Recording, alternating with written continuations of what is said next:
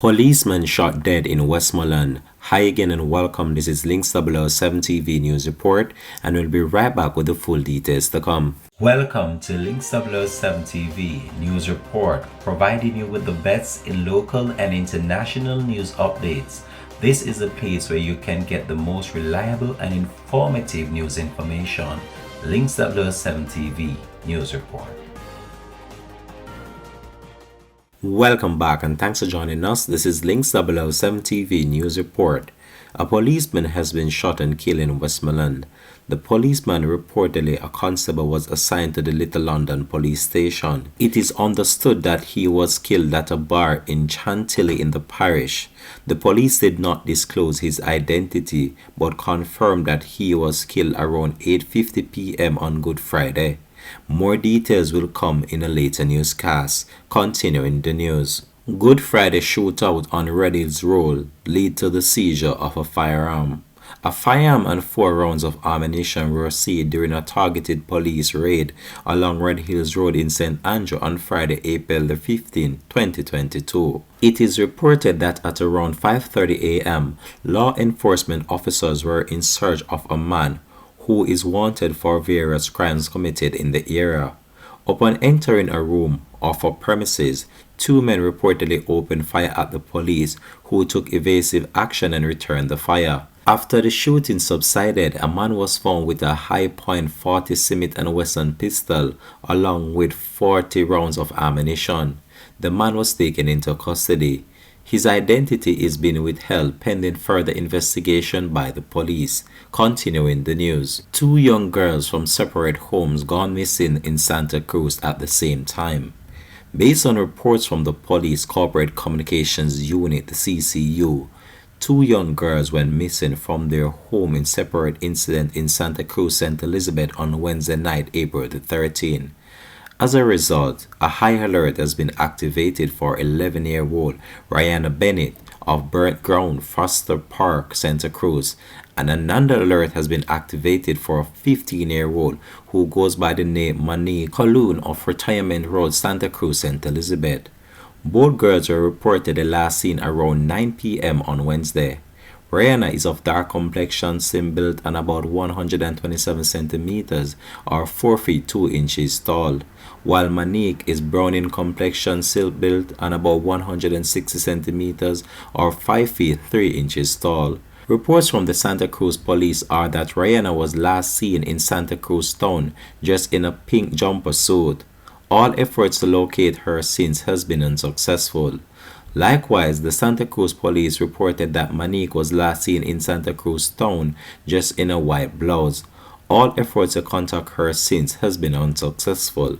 Anyone knowing the whereabouts of both Rihanna Bennett and also Monique is being asked to contact the Santa Cruz police at 876-966-2289, the police 119 emergency number, or the nearest police station. Continuing the news. Cops confident that $300 million cocaine bust will impact gangs.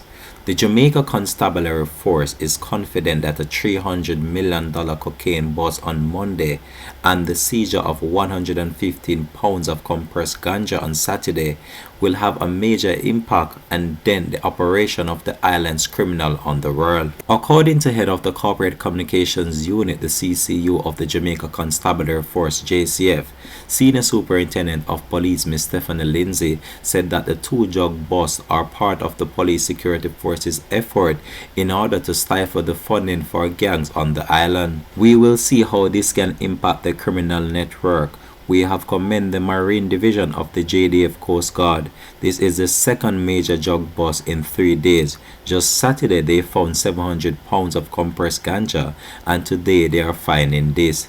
It is the proceeds from drugs that are fueling the gangs, and we will continue to seek to dismantle the gangs, to seize all the guns, and to apprehend all the gunmen.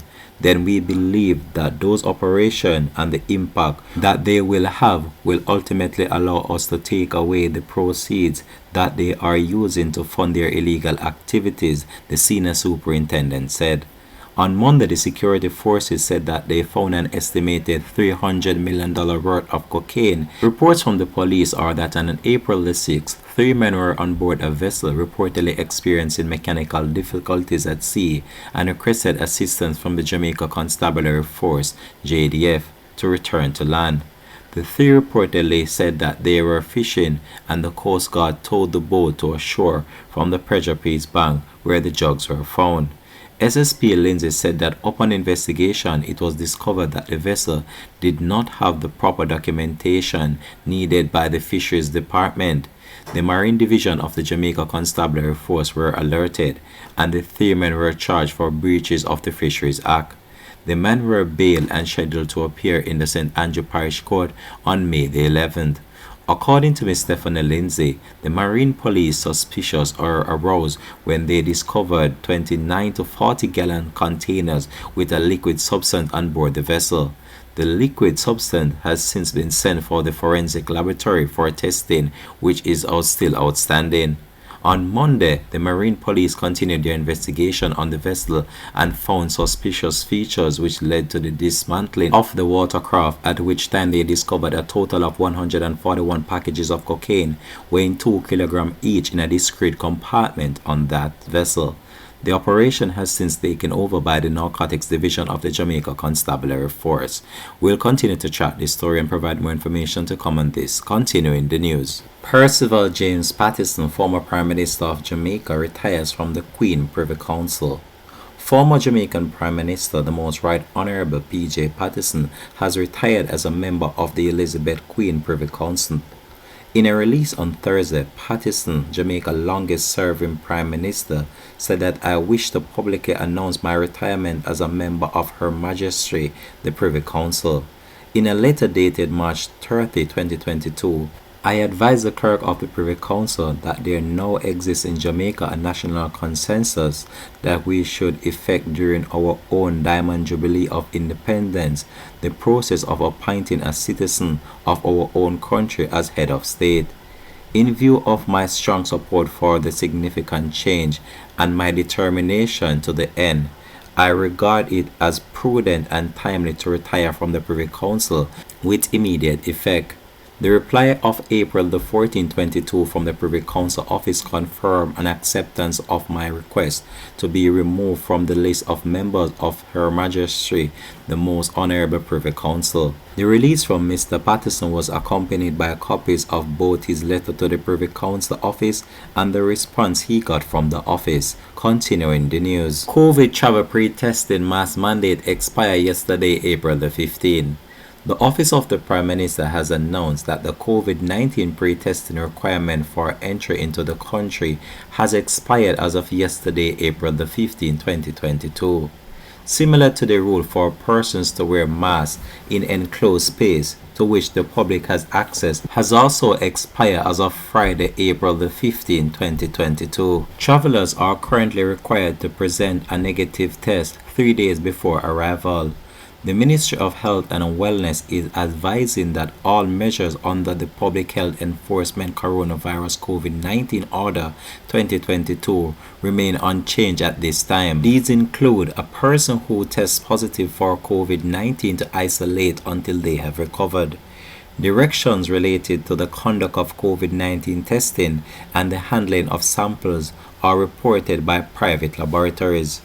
Provision to protect the identity of persons who test positive for COVID-19 and a requirement for owners or operators of business establishment, place of worship, educational institution, or other establishment to which the public has access to ensure that hand washing stations or hand sanitizing equipment are placed and maintained at the entrance of the premises, as well as a requirement for persons entering the premises to wash or otherwise sanitize their hands upon entry. Noting that the pandemic has not ended, the Health Ministry is urging the public to continue to exercise caution and voluntarily observe the infection prevention control measures. It says that the government will continue to monitor the situation and respond as required through changes in measures to preserve life and livelihood. This has been Links 007 TV News Report. Thanks for watching, and if it's the first time you're watching, please subscribe to the channel for the latest news updates.